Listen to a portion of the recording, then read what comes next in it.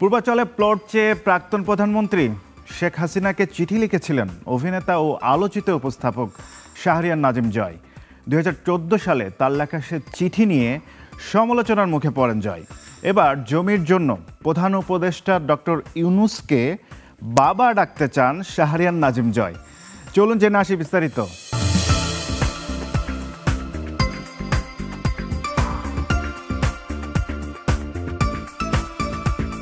সংস্কৃতি বিষয়ক উপদেষ্টা ও নির্মাতা মোস্তফা সরোয়ার ফারুকীর 840 সিনেমাতে কাজ করেছেন অভিনেতা ও আলোচিত উপস্থাপক শাহরিয়ার নাজিম জয়। সিনেমার প্রিমিয়ারে জয় উপস্থিত হয়ে এক গণমাধ্যমের সাথে কথা বলেন। জয় নিজেকে ভাগ্যবান হিসেবে উল্লেখ করে বলেন, আমি আন্দোলনে না থাকতে পারলেও এই চলচ্চিত্রে কাজের মাধ্যমে আন্দোলন হয়েছে।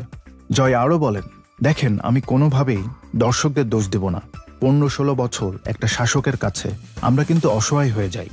গ্যাস বিল, কারেন্ট বিল দিতে হলেও সরকারের কাছে যেতে হয়।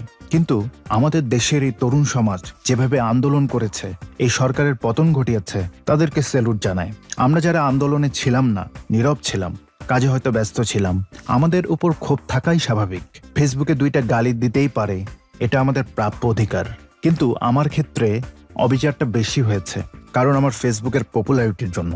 এর আগে প্লট চেয়ে প্রাক্তন প্রধানমন্ত্রী শেখ হাসিনাকে চিঠি লিখেছিলেন শাহরিয়ার নাজিম জয়। সেটি নিয়ে ব্যাপক সমালোচনার মুখে পড়েন তিনি।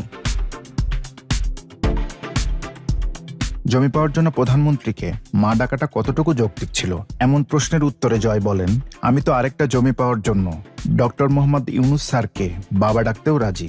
এটার জন্য অনুতপ্ত না। একটা জিনিস পাওয়ার জন্য মা, বাবা, দাদা সব ডাকতে রাজি। আমি ভবিষ্যতেও ডাকবো। আমি এটার জন্য অনুতপ্ত না।